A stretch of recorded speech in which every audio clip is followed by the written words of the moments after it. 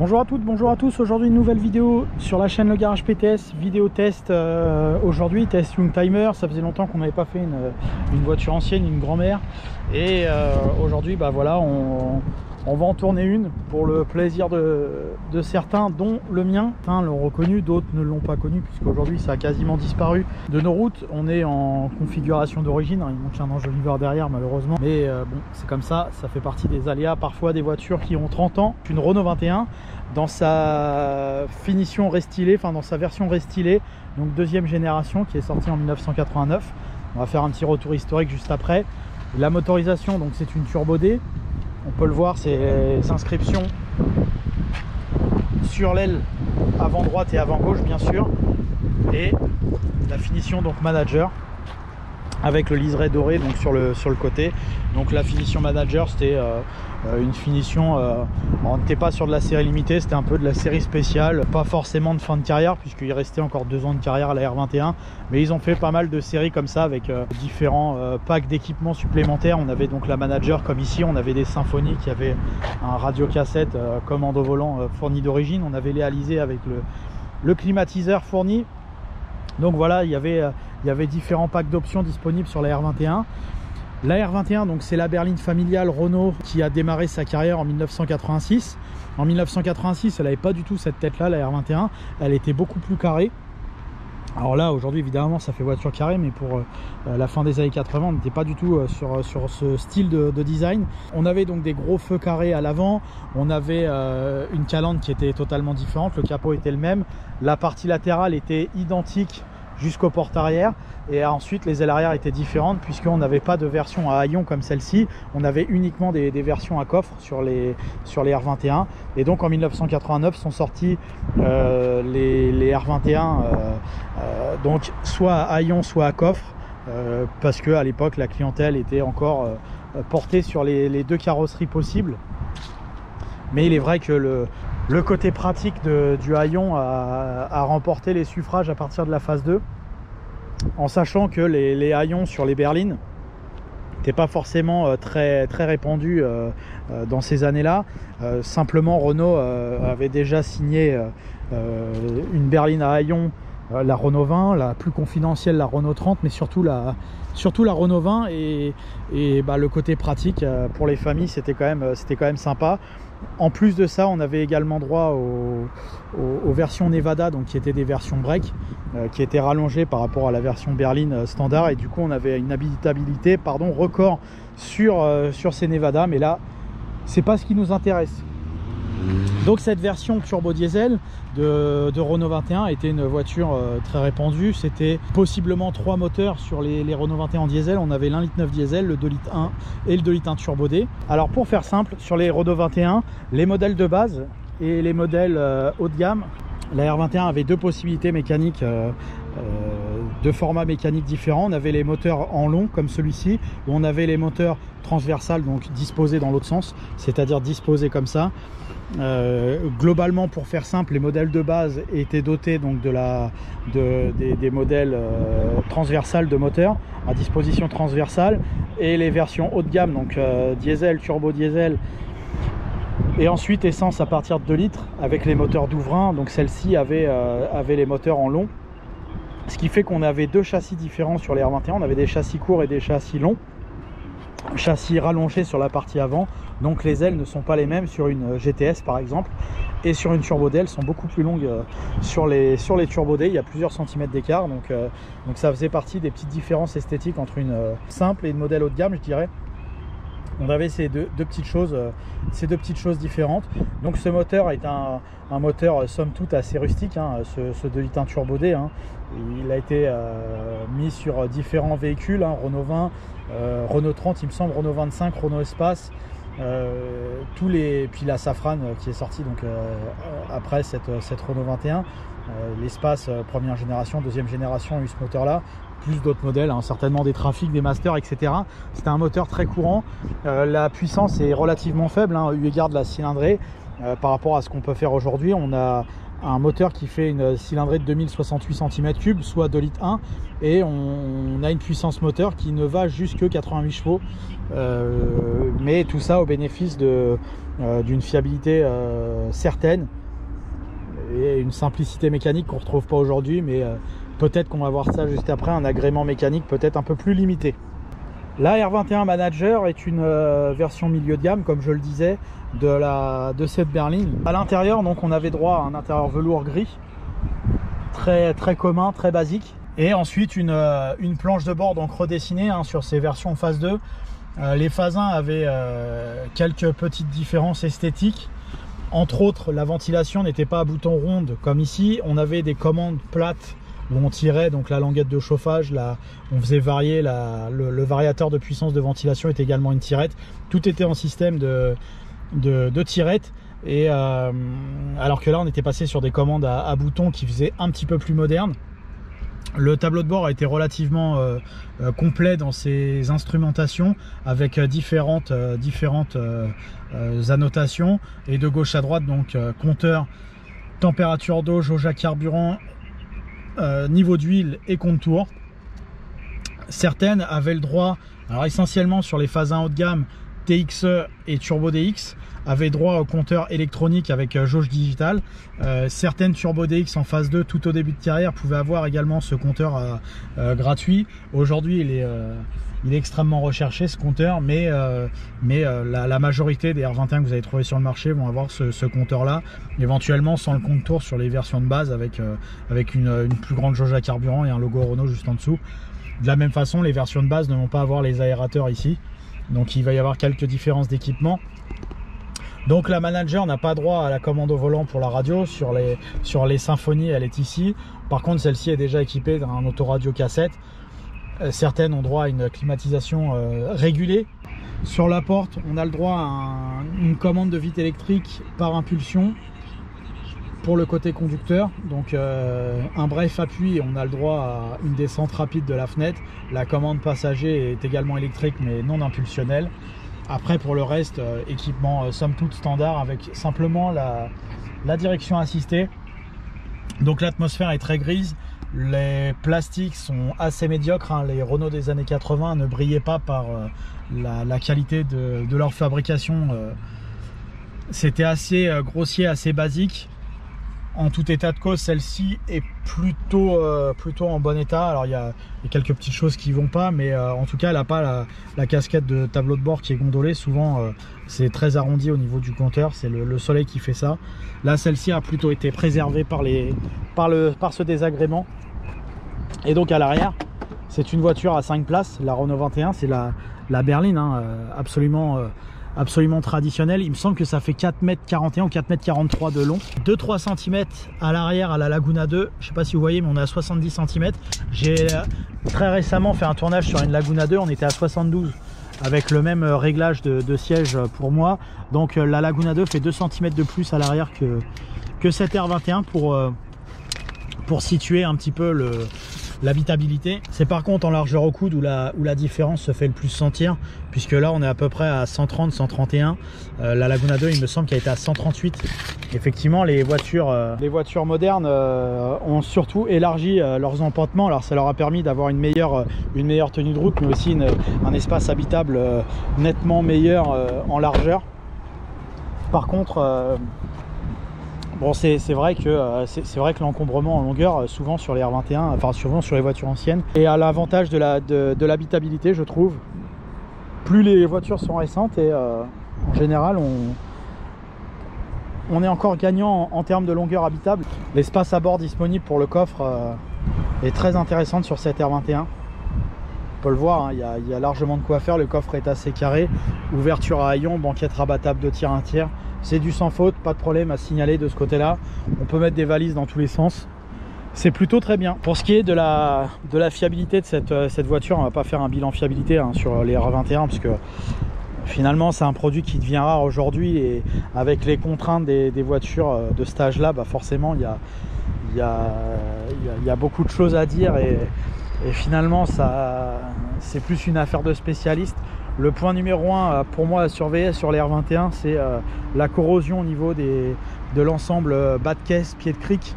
Donc c'est toute la partie basse, toute la partie noire de la voiture, c'est à contrôler. C'est vraiment le point le plus sensible pour moi sur les R21, avec aussi éventuellement la corrosion qui va se propager en bas des accès arrière, donc à la suite des bas de caisse. Ça pour moi c'est le fléau numéro 1 sur la R21, c'est ça. Après mécaniquement il n'y a pas grand chose à signaler, hein. Bien évidemment c'est une voiture de 30 ans, donc il va y avoir un certain nombre de problèmes, que ce soit esthétique ou d'ordre mécanique à éventuellement régler en fonction de ce que vous visez comme voiture. Mais globalement la simplicité technique et la fiabilité est plutôt très bonne sur cette Turbo D.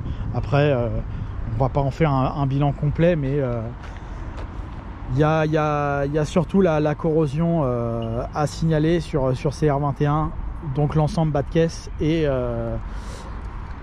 montant arrière sur les montants arrière une fois que vous ouvrez les portes. On va pouvoir laisser cette voiture pour se rendre compte de ses qualités dynamiques, voir l'état de vieillissement ou pas de cette voiture sur route, contrairement à ses homologues modernes, et pouvoir resituer cette voiture par rapport à aujourd'hui. Nous voici à bord de la R21. Donc turbo diesel, année 92. Donc la première chose qu'on peut constater sur cette voiture, c'est le niveau sonore certain et la vibration que procure ce moteur, sorti il y a 40 ans maintenant. Elle fait très agricole la qualité mécanique, la qualité du moteur. C'est diesel qu'on n'a plus l'habitude de retrouver aujourd'hui, puisque là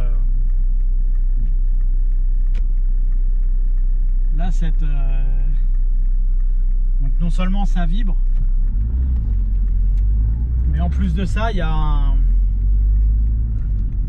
un charme qui fait qu'en fait il faut passer les vitesses tout de suite. Il n'y a aucun intérêt à monter dans les tours avec cette voiture, avec ce moteur. C'est fait pour passer les rapports à bas régime. La boîte est assez courte, la boîte de vitesse.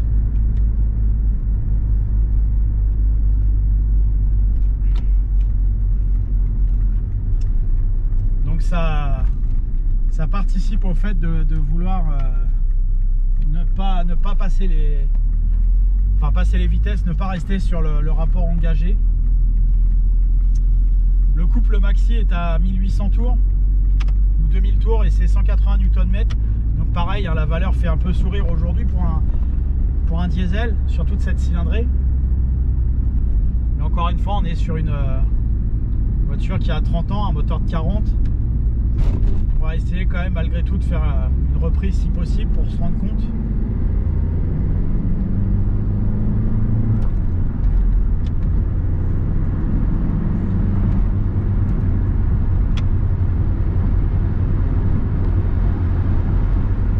Donc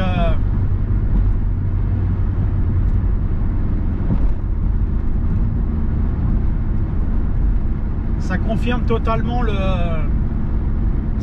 totalement le jugement qu'on pourrait faire, c'est-à-dire que la voiture, le moteur supporte pas d'être au-dessus de 3000. C'est la plage d'utilisation sur autoroute étant entre 1700, 1800 tours et 2500 tours. Au-dessus il n'aime pas trop, en dessous non plus. Ça tombe bien parce que à 2000 tours je suis à 90 à peu près au compteur. Et là si j'accélère, il y a une certaine franchise, et à 2500 tours je suis à 110. Donc la plage optimale d'utilisation va être entre 80 et 110 pour cette R21 turbo diesel. Alors bien sûr elle va aller beaucoup plus vite en vitesse de pointe, mais elle sera moins à l'aise. Et plus vous allez aller vite en vitesse, moins elle le sera à l'aise.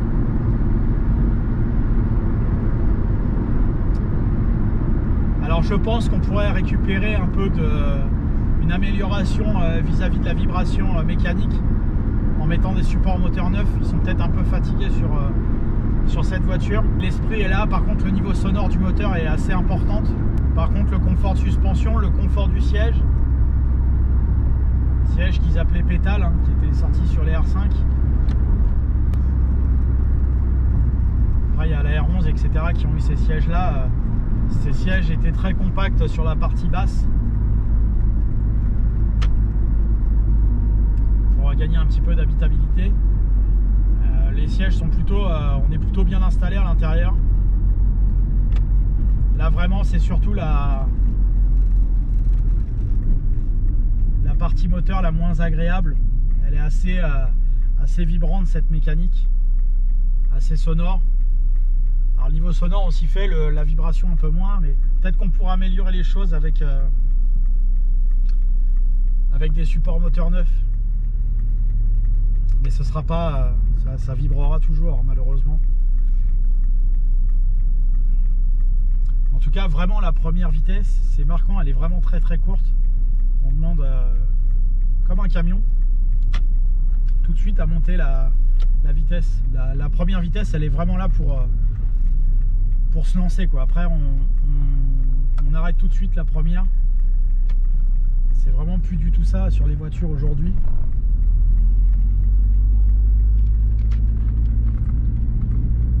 Il y a une prise de roulis qui se fait hein, sur cette voiture. Le freinage n'est pas mauvais, alors il est évidemment moins performant qu'une voiture récente, mais il n'est pas mauvais le freinage. Par contre effectivement la voiture prend pas mal de roulis à l'image de toutes ces berlines Youngtimer. Alors elle faisait référence à la R21 en termes de châssis avec un bon compromis confort tenue de route. Le top étant la 405 à l'époque. Mais la R21 était un peu derrière, mais tout à fait bonne, tout à fait recommandable. Là aujourd'hui ça tangue un petit peu.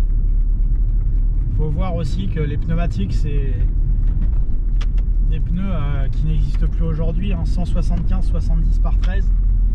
Autant dire que c'est une toute petite monte avec des flancs hauts. Ça a le mérite d'apprécier le confort.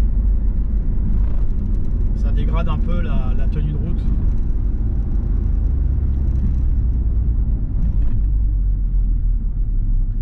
Alors, comme je le disais tout à l'heure, l'ensemble des plastiques est de fabrication modeste, hein, honnêtement. C'est pas la grande joie. Hein. Les BMW E30 et les Mercedes 190 étaient à des années-lumière en avance. De ce côté-là. Par contre, elle proposait un habitacle rikiki. Là, on pouvait pas tout avoir, hein, malheureusement. La direction assistée est, à mon goût, très bonne. Il y a un juste dosage, il y a une bonne remontée d'informations. Et voilà, la voiture, elle aime être conduite entre 1500 et 2200 tours, 2300 tours. Là, c'est vraiment sa plage d'utilisation idéale.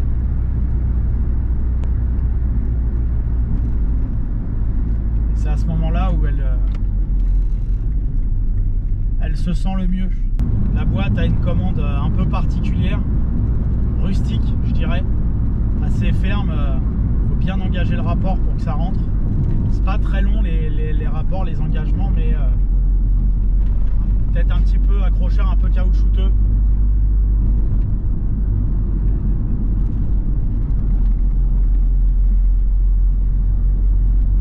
Finalement aujourd'hui le point sur lequel elle est le plus dépassée je trouve c'est les vibrations. En deuxième point ça va être le silence moteur. Après l'agrément mécanique il est complètement différent. Moi ça me déplaît pas ce côté très coupleux avec gros cylindré. Tout de suite à bas régime on a quelque chose. Alors forcément il n'y a pas beaucoup de couple par rapport à une voiture moderne, mais le chiffre est ridicule.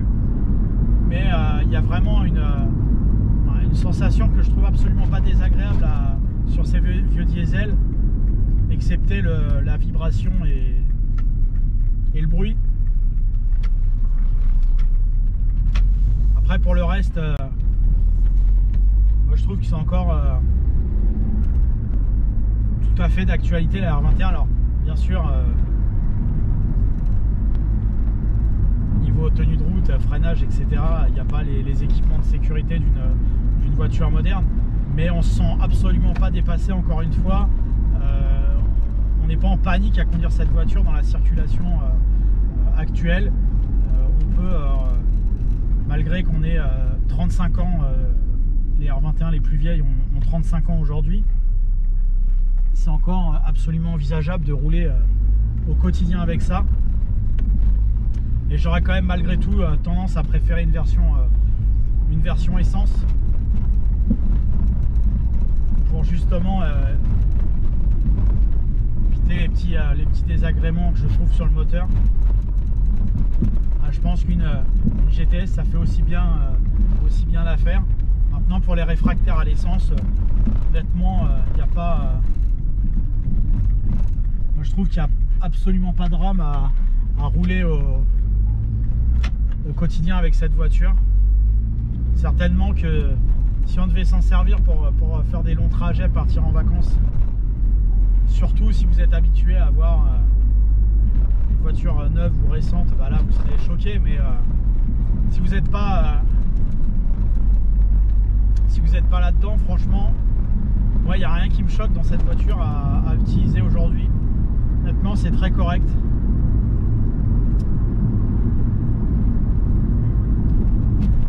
Donc c'est un choix encore tout à fait honorable. Puis le prix des R21 aujourd'hui est plus qu'au plus bas, c'est donné. Donc si ça vous plaît, allez-y, peut-être une préférence sur l'essence comme je le disais tout à l'heure. Voilà, merci à vous d'avoir suivi cette nouvelle vidéo sur la chaîne Le Garage PTS. Merci encore pour vos abonnements, vos commentaires, vos encouragements. Merci à vous d'être toujours plus nombreux. N'hésitez pas à vous abonner sur Facebook, YouTube et Instagram. Merci à vous, à bientôt.